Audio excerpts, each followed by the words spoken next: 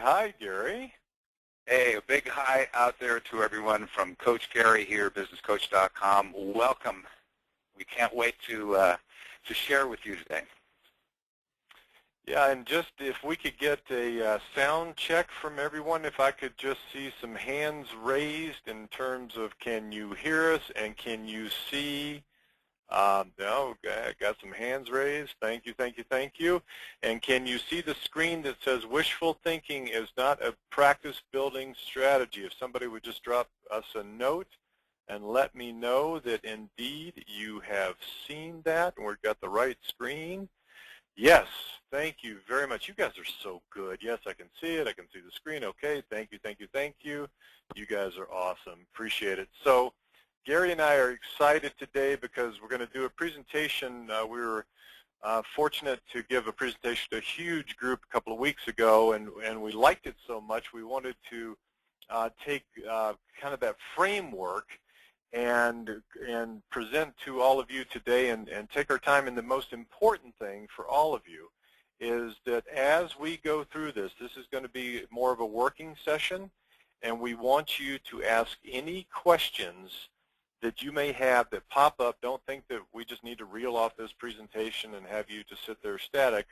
We want to entertain any questions that you have. So we will stop it, and especially, Gary, I know there's a couple of slides where people are going to be going, oh, yeah, that's me. What can I do about it? So absolutely. We want those questions. We want people to be able to, but like you say, a working meeting. I love that concept, just a working meeting for people to really join in and be a part of what we're doing. Yeah, absolutely. And just know that we're here to be of service, and Gary and I love these things. We've got some really nice comments before we started, Gary, about people loving the sessions, and we certainly appreciate that, and we hope that you're telling your friends about it too, and we look forward to the event every single month. So we hope everybody's doing well, and we're going to get started since people are just clicking in from all over the world. And Gary, that's what's so amazing about all of this. I know our session that we did a couple weeks ago, I don't know how many dozens of countries were represented. We didn't get the final count, but it was dozens, and that just bodes so well for coaching all around the world that we've got so many people from every part of the globe that are getting involved in coaching, and we want to support you in every way that we can. And Gary, one of the interesting things is too that we should tell people what kind of data we got out of that from our polls that we did as we get to some of those slides. I think that'd be helpful for people to hear. Yes, absolutely, absolutely. Because we heard some interesting things. We took some polls when we did the presentation and got some really good data from folks.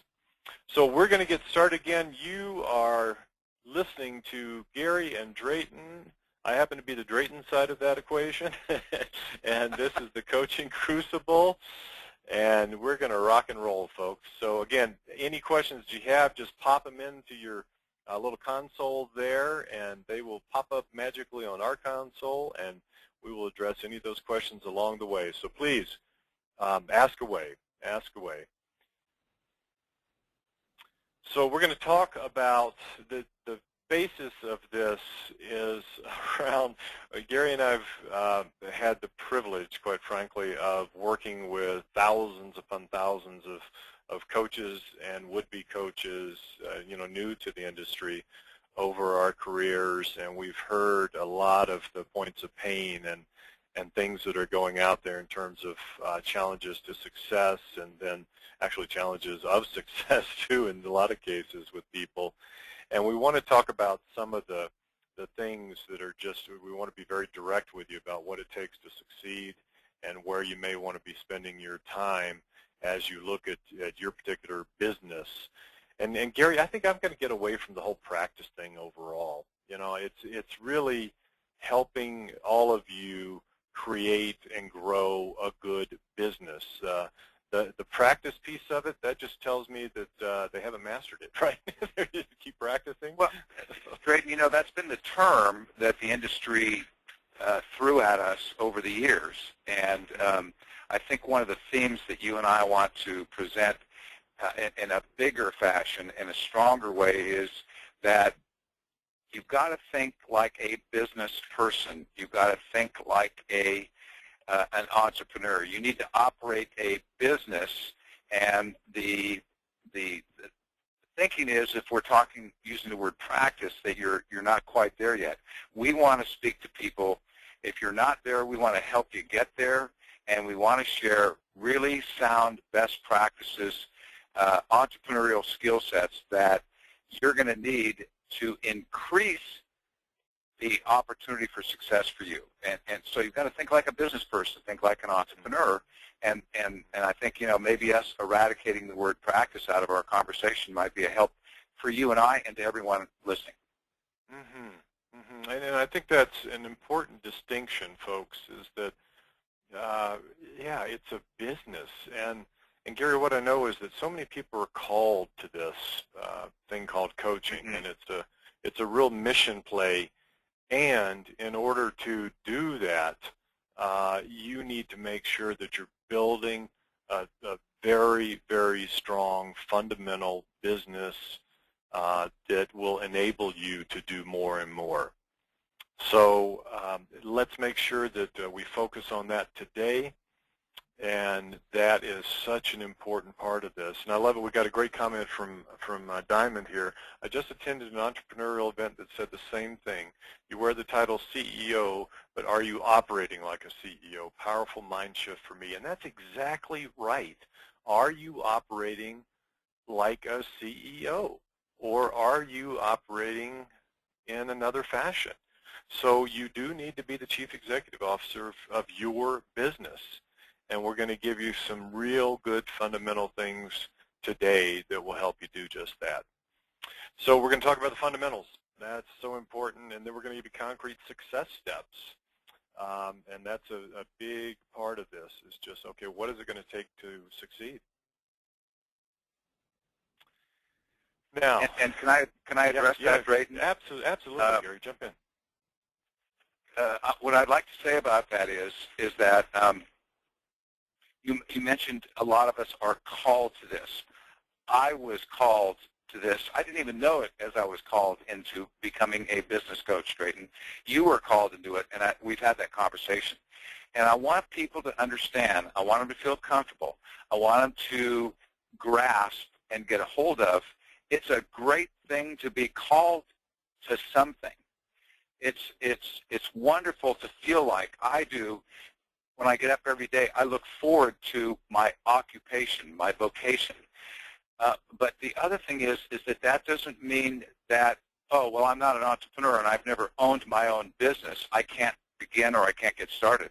What we're a stand for is, look, if you're called to something, if you want to make a difference for people, if you're dedicated to helping and supporting people, we applaud you. We take our hat off to you, and we want to give you basic skills and understandings of what you're going to need to do to become an entrepreneur.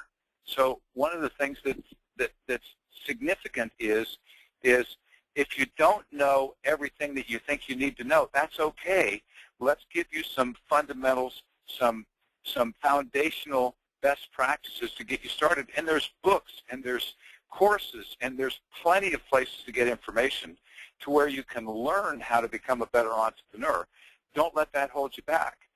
Let's move forward and let's give you some skills and some understanding of what CEOs think like and successful people in business, what they do in order to be successful.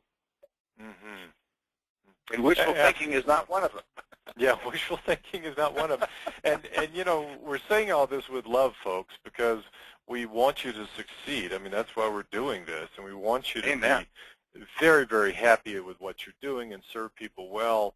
And we know that you have to master or at least become proficient at the business fundamentals in order to do just that. So keep that in mind. So we're going to ask you some questions.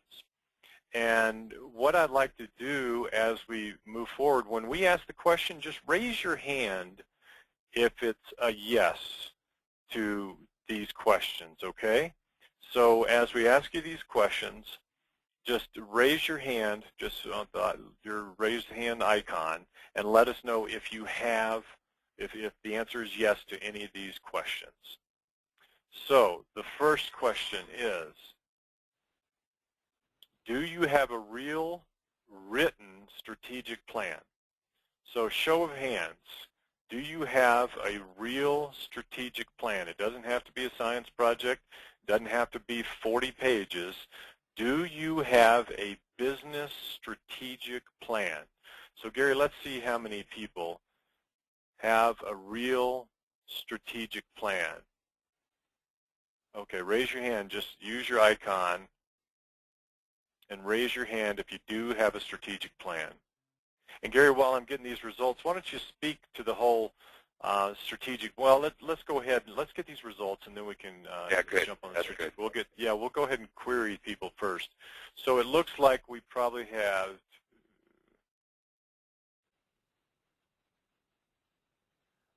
we've got about 15% of the people have a real written strategic plan.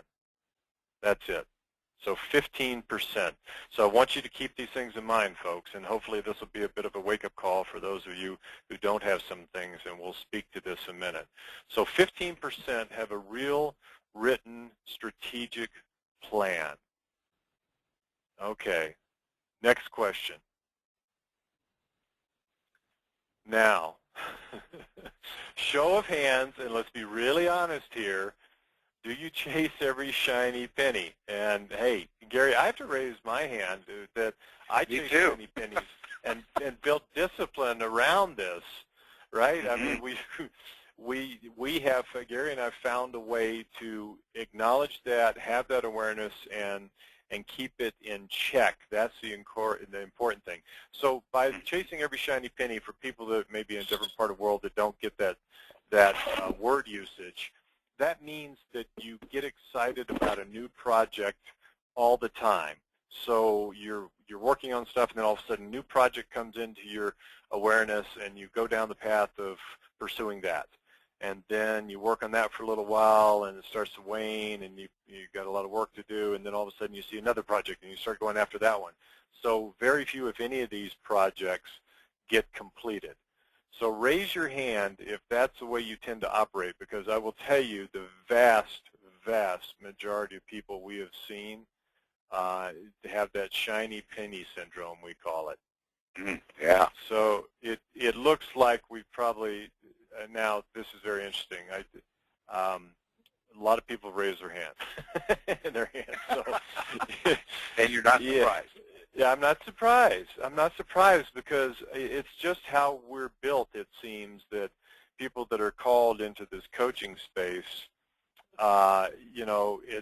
it's a lot of that mindset where you get excited about a new project, and then maybe you see it's going to be a lot of work, and therefore it loses some of its luster, and then you decide to go and do another project.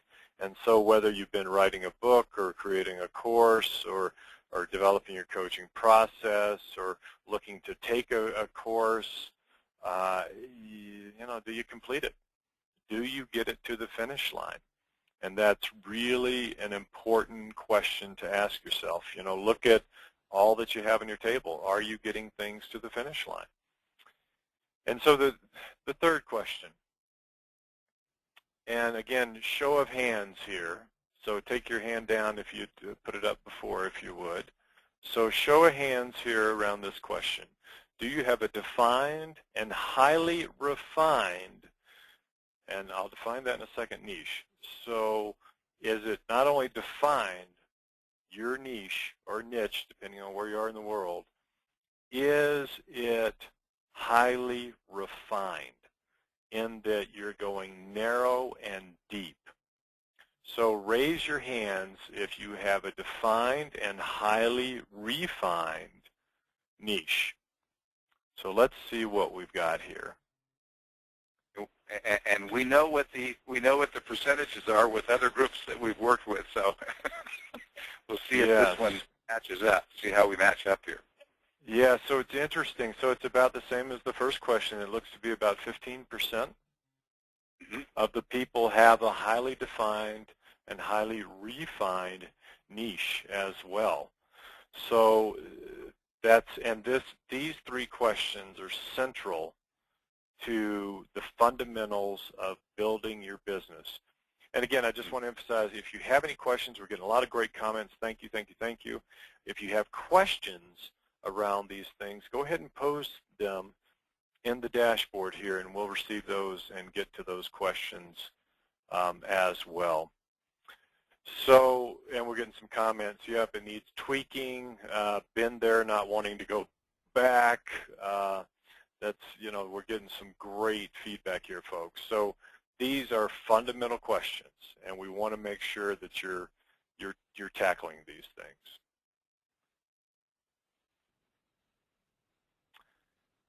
Gary, you want to speak to this one?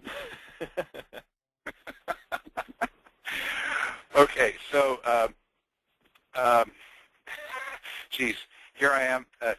Drayton, you asked me this question, and I'm somebody that my wife reminds me all the time of my ADD. Okay, so are you focusing on the right things, or are you focusing on the wrong things? Okay, so one of my sayings is there's always enough time to do the job right the first time. So what are you focusing on, and what are the significant things that are going to help you, number one,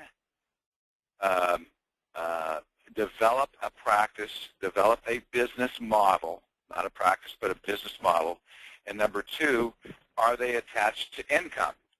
Are you going to be able to make a living at the same time? If you're not going to be able to produce a profit, if you're not planning on being profitable, then how can you stay in business to make a difference for other people?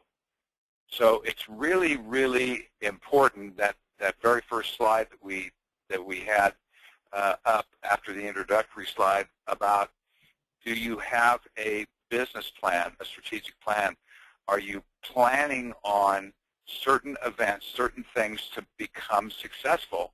And can you stay focused on, as Drayton said in the previous slide, the shiny penny syndrome, can you stay focused on the things, the steps, the areas in your plan that are going to have you be successful? So do you have money set aside inside of your plan to make sure that you have enough income to sustain yourself as you're building your business? Do you know where you're going to find clients, and who are your clients? And do you have a niche that is a significant niche, and as my friend Talkie Moore says, a very narrow and very deep niche, a kind of a niche that will be a specific group of people in a specific target market. And then ultimately, I know I'm getting ahead of myself a little bit here, Drayton, but ultimately, when you are only working with that niche of people, then you become the thought leader in that specific niche and group of people. And therefore, you can write articles and blogs and speak to that group of people as the thought leader. And then the niche isn't all of a sudden so narrow anymore, because people are contacting you because you're the expert in that field. Back to you, Drayton. Mm-hmm. And to piggyback on what Gary was saying, you know, the focus on the wrong things takes many forms. It could be that you're spending all of your time on administrative duties and not spending time on marketing. It means that you're spending time on things that are not your strong suit. Maybe you're doing your own accounting and you should outsource that to someone.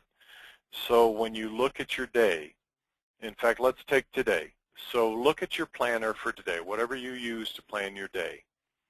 And we get people to do time audits through one of our programs, our certification program. We get people to do time audits. So part of that time audit is looking at your week and seeing exactly how you're spending your time.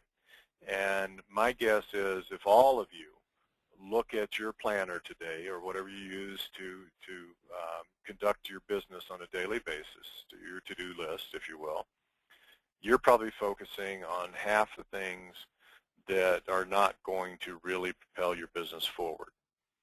And one of the key things that we would love to have you get to the point of doing is outsourcing the things that you need to.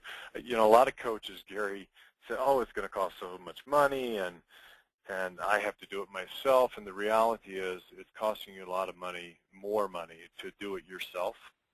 And having that mindset, again, of running your business, being the CEO, and conducting yourself in the highest and best use on a daily basis is critical. And I want to repeat that. You should be conducting yourself and utilizing your time and doing things that are the highest and best use of your time.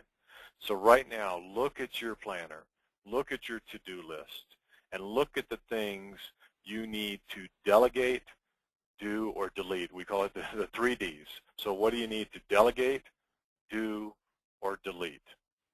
And when you prioritize and really look objectively at the way you're spending your time, you will find that you can make some vast improvements. I will guarantee it. So ask yourself, are you focusing on the right things? And Gary, we're getting some great feedback here. It took a while to finally narrow my target market down, but I think I've got it. Excellent.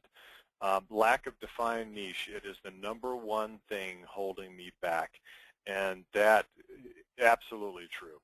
Absolutely true for so many coaches. And we would ask you to spend time working on that. And today is a great start to do just that. Amen. Yeah, so Gary, the case studies, you want to speak to that, and then I'll talk about some of our experience specifically through our mentor program. Let's see. I apologize. I'm drawing a blank right now. How can I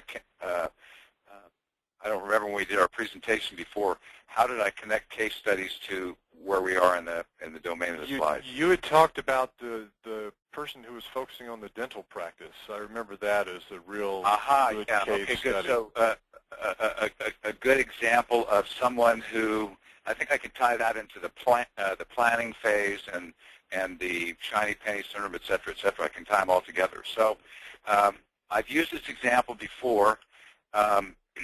So I'm gonna draw from it again and be specific, be right to the point.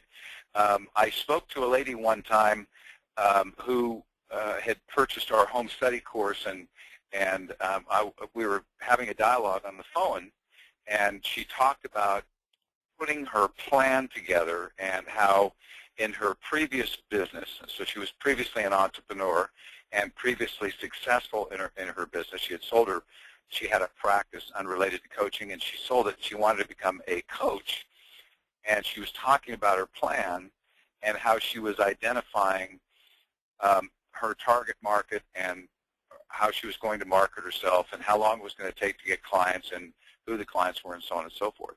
And when we got specifically to the topic about her niche, she said, well, I'm gonna only look for and only take on clients that are female clients within a 20-mile radius of my office that are female dentists or in the dentist industry, so all related to dentistry or that practice, oral surgeons and periodontists and orthodontists and so on and so forth, and dentists.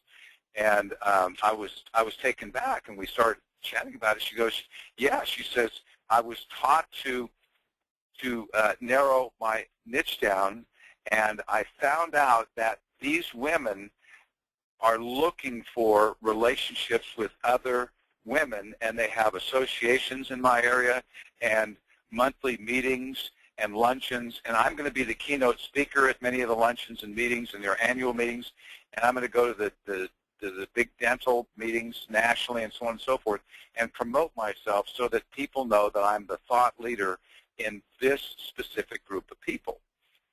And in the dialogue, when we talked about going back and forth and finding out why and how she did that, she said, I'm finding that all of these women relate to me because I'm the expert in the field. And Drayton, the point is she's the one that declared herself the expert in the field, and that's what I want all you folks to get, is if you narrow your niche down and you become this person for this group of people, and you're supporting that group of people, then you don't have to wait for someone else to declare you as the thought leader or the expert in the field. You become that person the first time that you write a blog and a white paper and declare yourself that this is the only group of people that you work with. You're a specialist, not a generalist. And then those people then become attracted to you, and if they're not in your group, they refer other people to you because they know other people that would be looking for someone to aid them in that area. So that's my best case study for this point in the conversation, Drayton. Well, and it really points to the fact that, and it's so interesting. I think some people wait for somebody to all of a sudden tap them on the shoulder and say, "Oh yeah, you're a thought leader," and it doesn't work that way. Or you're an expert in this particular niche, and it just does not work that way. As Gary said, you have to assume that position and embrace it and become the go-to person in your particular area of expertise. And that's so important around these things because the whole niche conversation is massive. Until you get that figured out, you're going to be on the hamster wheel, and you're going to try to be all things to all people, and I've never seen that work, not one time. I've never seen a generalist do really well in the coaching arena. So make sure that you're spending time to focus on that. And I will tell you, from my perspective, I do a mentor program, a small group mentor program about pretty much every other year. And I take a small group of folks and I help them basically build their business. And I have yet to run across, having done this for years, I've yet to run across one person coming into that program that has a well-defined niche. Not one. Not one. And these are PhDs and MDs and former CEOs, and so know that it's well-qualified people that haven't done this as well. Now, by the time they finish, they certainly have that figured out. But the reality is a lot of people just don't focus on things like this. And you please make sure that you do and define it as narrowly as you can, as soon as you can, because that is one of the cornerstone things that you need to have a successful business. And we see, unfortunately, a lot of coaches not succeed in this space, and that's, I would say, undercapitalization and not having your defined niche, and then the one we're going to connect with here in just a second about marketing. Those are the top 3 reasons that businesses fail in the coaching business. Gary, would you agree with that, or is there something else? Absolutely. No, well said. Nothing more need be said. That's my belief exactly. Yeah, so it's, we've seen it time and again, and we don't want you to fall into those potholes. There's no reason to do it, but it will take effort on your part. You've got to slow down, and you have to focus on things that are going out and doing networking and this, that, and the other stuff. Focus on the fundamentals first and see where that leads you. It's super, super important.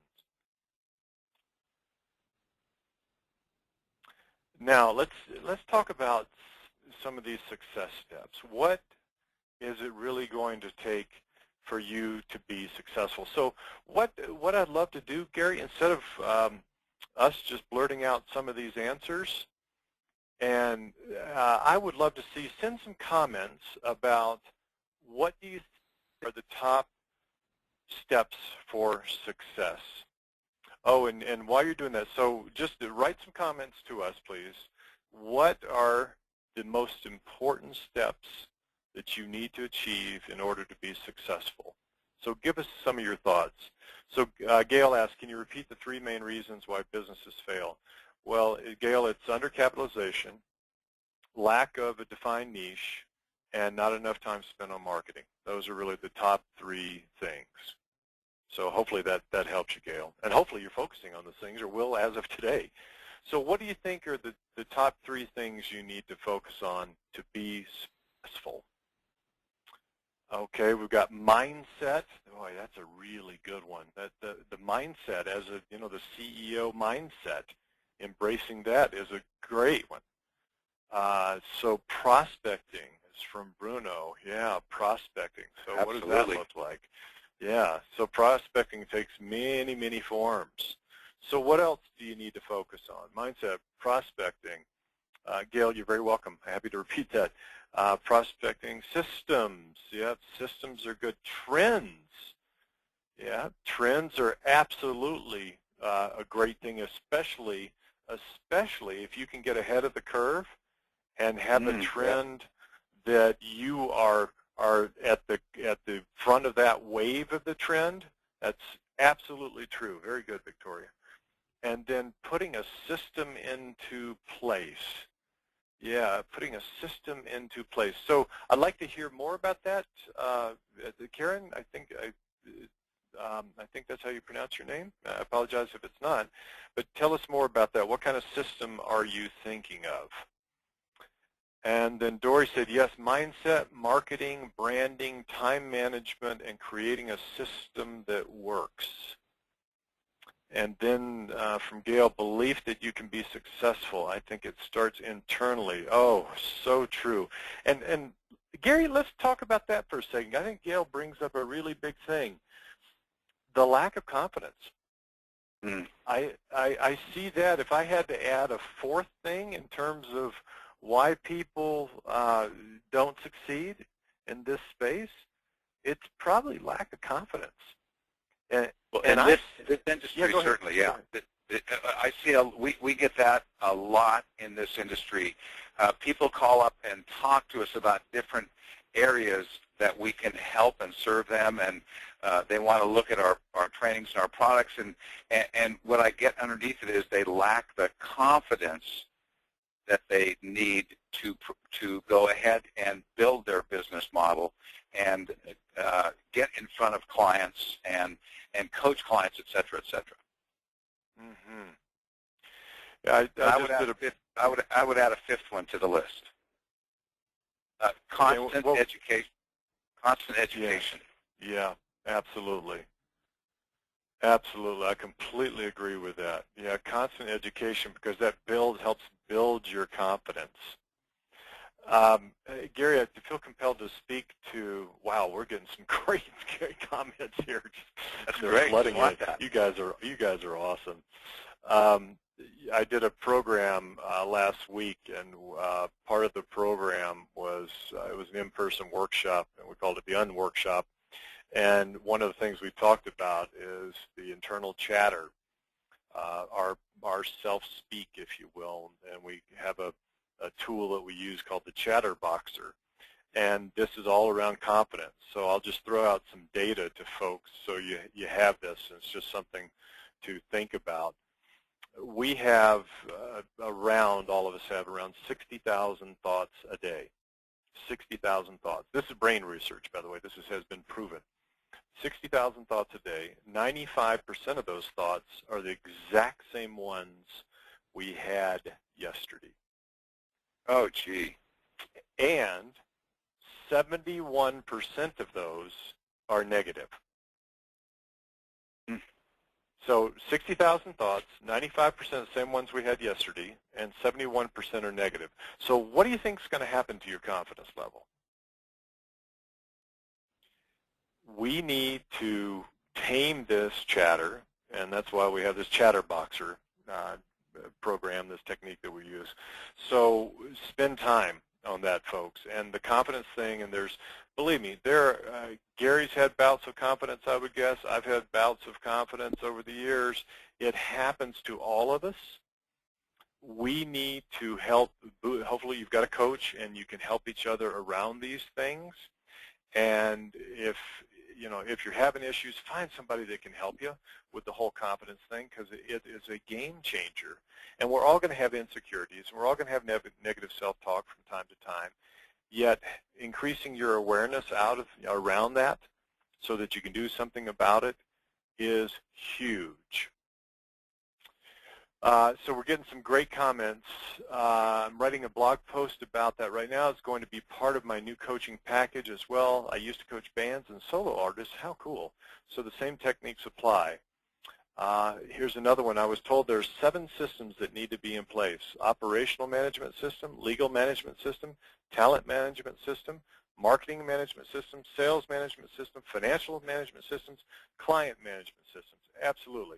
Now that's getting into a lot of detail, and I certainly applaud you for going down that path. One thing that I would say is that a lot of people get overwhelmed when they first hear things like that, 7 operational systems. And I would say if you can focus on one at a time and work for, let's say, a week at a time to get the fundamentals of those things in place, then you're going to be fine. If you try to tackle all 7 of those at once, I would guess there might be some hairy-carry. We don't want that to happen. You can get overwhelmed very, very quickly. Here's a great one, Gary, from Sue. Strong referral partnerships. Yeah. Wow, that's great. Yeah. Yeah. See, there's something great that a lot we don't talk about enough. There's some assumptions made in and around that, but there's something we talk about client attraction and getting in front of the right people and demonstrating your craft and working with people to have them understand what it is you do. But why not ask certain people for referrals when appropriate? And we don't have time to talk about all that, but it's such a great opportunity, and to create a network of people around you that know specifically what your niche is, so they can refer you. That is such a critical piece, folks. And here's what I've seen over the years is that this ties directly into a lack of confidence. So if you don't have confidence in what you do and who you are serving, you won't talk to those closest to you about it. So it would be interesting to know, let's just take just a poll, a personal poll for all of you. The 10 people that are closest to you in your life, do they know exactly what you do? Do they know who you serve and how? And if they don't, they need to, because they will become your biggest evangelist and biggest referral source. So let's just show of hands here. So the 10 people closest to you in your life, just raise your hand if they know what you do and who you serve. Just show of hands here. This is going to be very interesting, Gary. And by the way, Drayton, I'm so happy you used the word evangelist. It's great when you have people in your life that are your best cheerleaders, they're your best evangelists, they're your best supporters.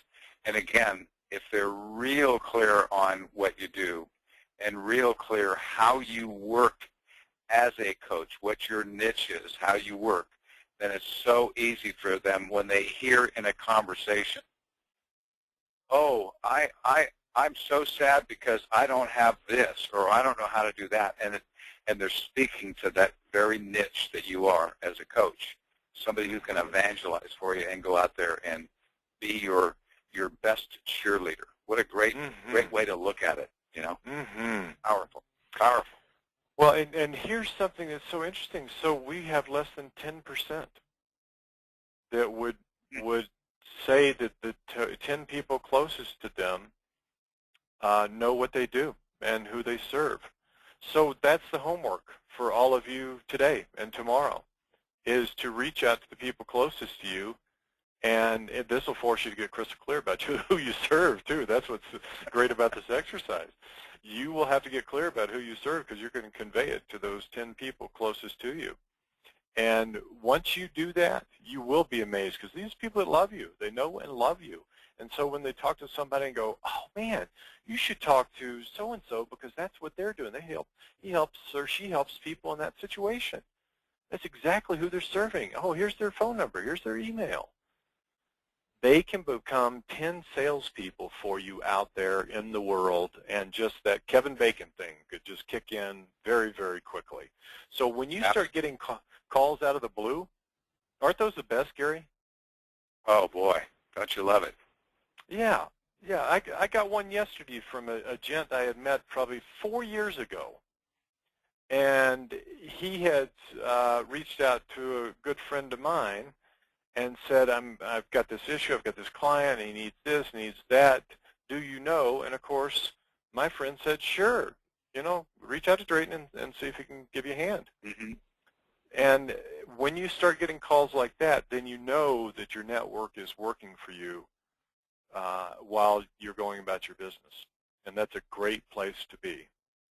It is. And can I add a little Sure. Side lesson there, please, Drayton?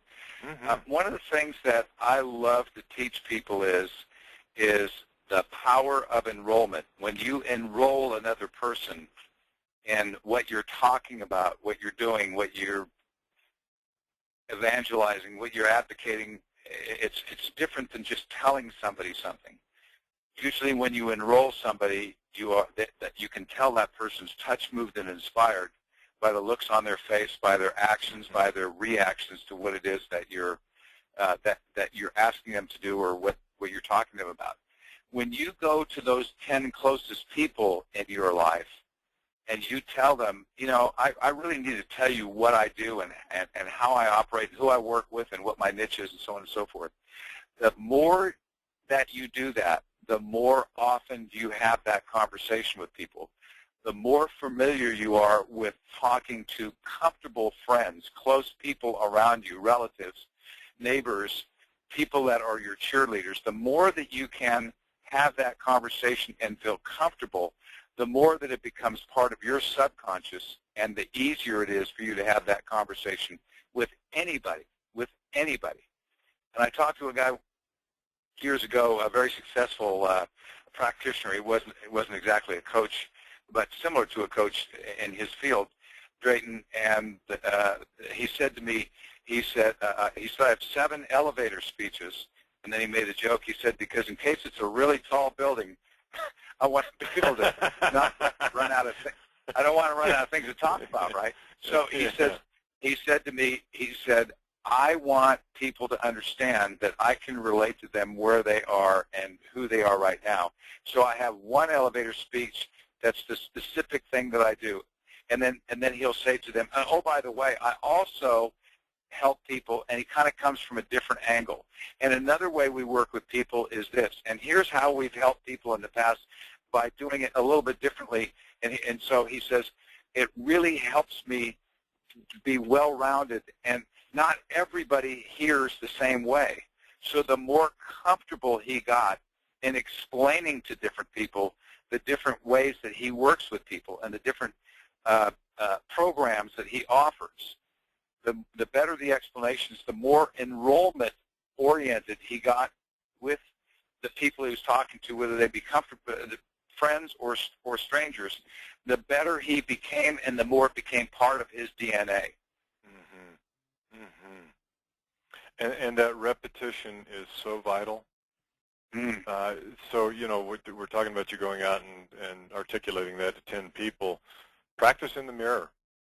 Record yourself. Call your voicemail and articulate it.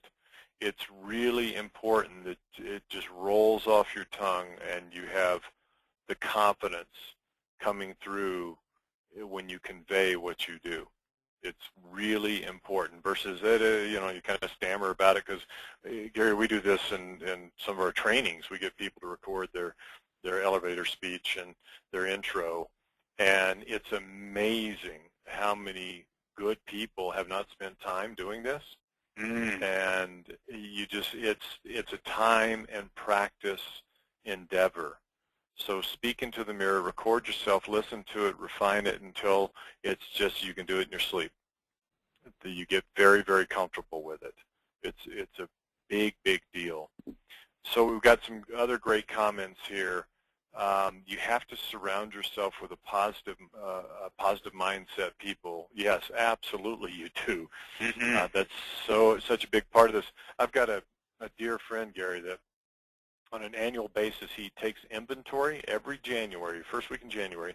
He takes inventory of his, not only his friends, but his family members.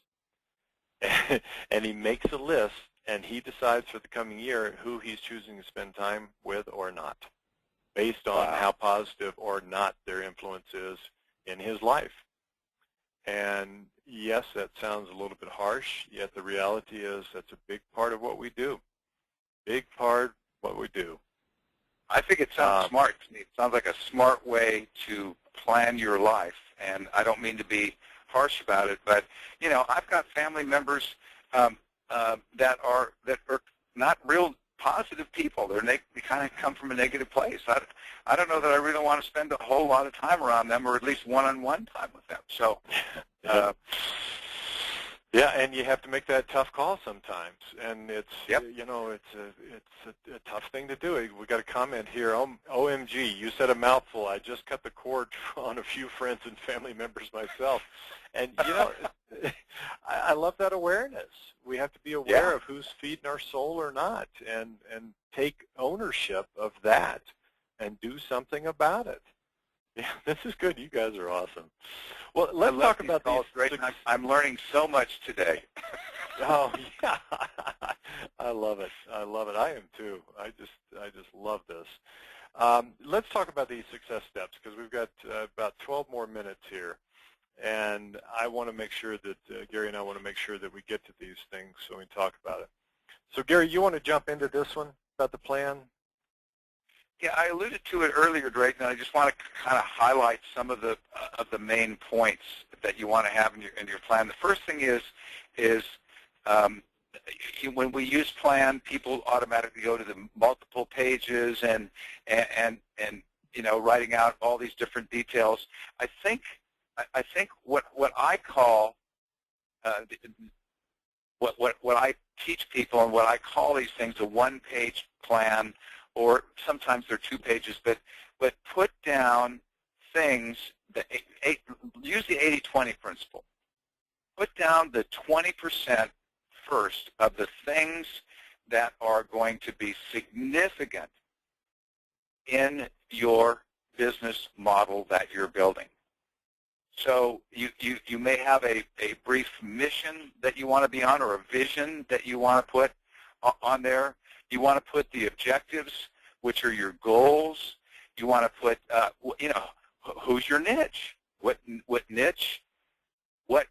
You know, you could even put what your monthly budget is. You might have X amount of dollars, which is going to be your fixed overhead that's going to cost you for fixed overhead. Just, you don't have to put down 12 months. If it's going to be around $4,000 a month, put that number in there. And that's what it's going to cost you just to cover the fixed overhead in your business, so you know, and you look at these things all the time. So put down the most important and strategic things that are going to remind you on a daily basis what you need to do. What are the significant things that you can do marketing every day, every week? So list that, and more important than anything, Drayton, I think it's, you know, particularly if you have not reached the goal, the level where you are, or if you're new, read it every day. Remind yourself every single day, this is what I need to do in order for me to become successful. These things. And when we were talking about scheduling earlier, Drayton, when I look at my schedule for next week, at the end of this week, I'll go through and I'll put certain meetings that I have that are recurring. I'll put certain things that are, you know, like once a month the Coaching Crucible shows up in this time frame, et cetera, et cetera.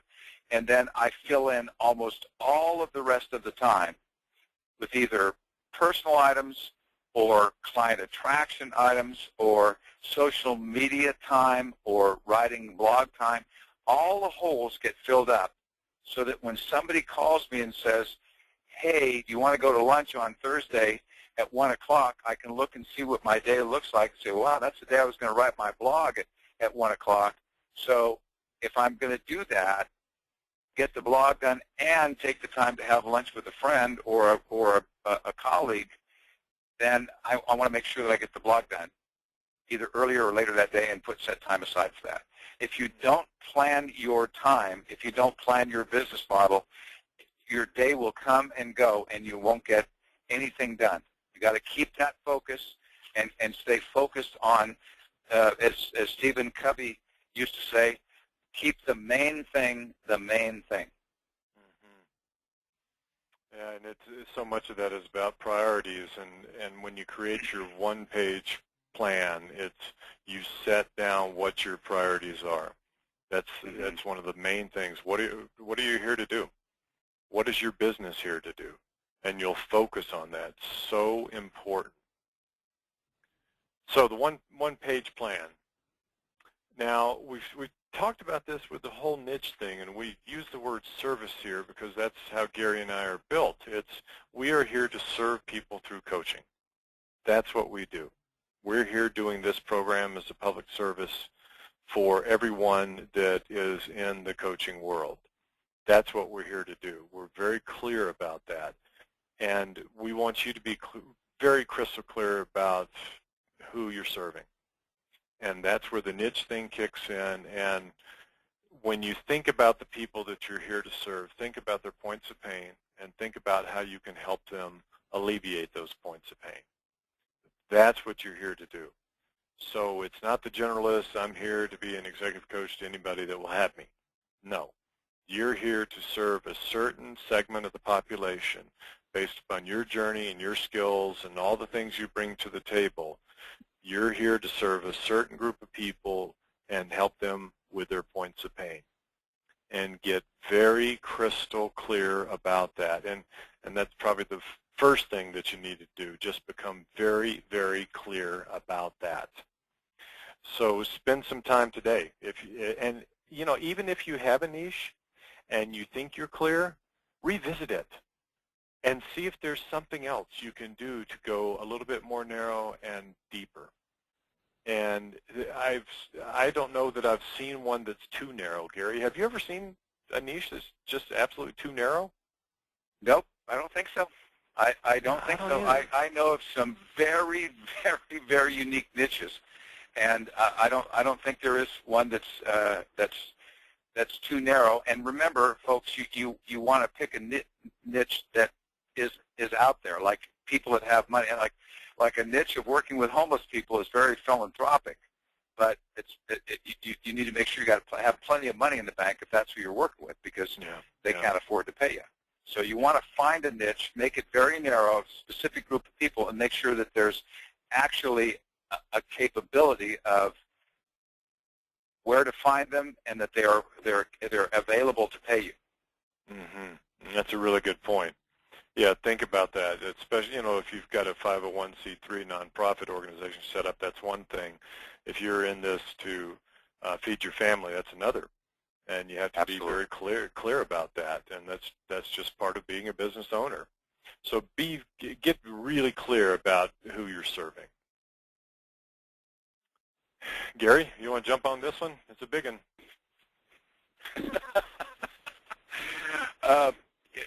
You alluded to it earlier, make marketing your top priority. Drayton, the first thing I want to say about this is that about 80% of the people that I help, either marketing or sales or client attraction or whatever angle you want to come at it from, it's not even part of their world. I hung out my shingle and I'm ready to practice, and they haven't thought about how they're going to market their business and get client attraction. So simply put, one of the main rules that I've been taught by some master coaches is that probably the people that are closest to you can either help you market yourself or find the right types of clients, or or you need to put something into place to get yourself in front of the right people. And the two number one marketing rules are that I was taught 30-something years ago, Drayton, are number one, it's always better if they call you. And number two, if you can get paid to market yourself, it's even better yet. So if you are clear that you want to be a public speaker, or if you're clear that you can have thousands of people following you on a blog and you can get your name out there, if you're clear that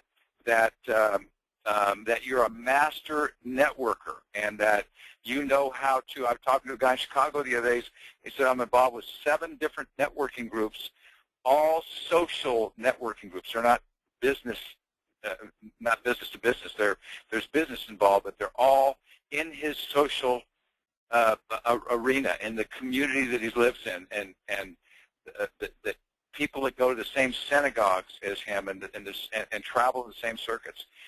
He has a plan for how he's going to meet the right people. And again, share his niche and have people refer business, et cetera, et cetera. So today, social media is such a big part of that. We don't have time to get into all that, but make sure that any of these areas that are going to help you promote your business, have a plan, measure your plan, and make sure you can enact that plan in a way that there is enough people following you, enough people available for you to get in front of so that you can become successful in doing that which you do. So that's about all we have time for right at the moment, Drayton. Yeah, that's huge really topic. Well said. Yeah, it's really well said, and I would just leave it with this statement. That is, whatever time you're spending on marketing now, double it. Mm-hmm. Just double it, because I will pretty much guarantee it's not enough time. And that's mm-hmm. even if you've got an established business. The world is changing dramatically. Yes. And the landscape of marketing is just moving at a hyper speed. So you need to devote the time and effort to it and research and think about trends, as we've said earlier, and make sure that you're just spending the time on marketing. Gary, I still, to this day, I have Marketing Mondays. And I spend all morning on Mondays just researching and seeing what the trends are and seeing what people need and seeing what programs we need to create because of that, and seeing what the points of pain are out there for the people we serve. And you just need to devote the time to it. Otherwise, you're going to get swallowed up by the wave. And so, Gary, as we look to wrap this up, this was sent to me by one of our students, and in fact in the mentor program, because he heard me say these words so many times, and Gary and I just wanted to leave you with these, that it really is about focus, and focusing on the people that you're serving, focusing on your plan, focusing on your marketing, focusing on spending your time in the highest and best use, and doing that on a daily basis. So, Gary, anything else you want to add as we click off here this afternoon? Yeah, I would. I just got this little download from the Holy Spirit, kind of a quickie thought that I would share with everybody is, anything that's worth doing, anything that you can be committed to, and this is, I'm speaking to those of you that in your hearts you want to make a difference in the world, and those of you that don't have that in your heart, anything that's worth doing is worth learning about, is worth mastering, is worth becoming good at, is becoming the expert in your field, the thought leader, is doing well. The greatest moments that I can remember, the highest highs that I've had in the last 25 years of working with clients and coaches, or when I was driving away from a client and they said, oh, by the way, it's that time of the month when we pay, and they gave me a big fat check in an envelope, and I put it in my pocket as I was driving away. I was thinking, you know, had they only known, I would have done this for free, because I watched them have huge breakthroughs and huge insights into their business, things that were right in front of them they couldn't understand and couldn't see. So if you're really passionate, if you really love to coach, if you really want to be successful, you're going to have to take the time to study to be a thought leader, an expert, professional in your field. And you wouldn't you wouldn't pass the state bar or get a CPA or a certified financial planner and unless you wanted to succeed. And it's the same thing here. We just don't have the same kinds of industry standards put in place yet. And so learn, teach, educate yourself, and become really good at what you do. And the money and the clients and the success will follow. Well said. Very well said. Absolutely true. Well, we certainly hope this has served all of you. That's what we're here to do. And if you have any questions or anything, just let us know. The recording will be posted within 24 hours, and we'll let you know about that. And please go there and post any questions or comments that you have. And please tell your friends about the Crucible and invite them next time. We'd love to have them. We've got, gosh, I think we've got a lot of people that are part of this now. We had great interaction today, and for that we're very grateful. And just give us ideas. What would be helpful for you guys to hear? What would you like Gary and I to address in the coming sessions? So give us some ideas, and we're happy to respond accordingly and give you exactly what you need. So thank you, Gary. I love spending the time with you as always, and wishing everyone a great day and Godspeed until we get together next time. Take good care. Thanks, everybody. Bye-bye.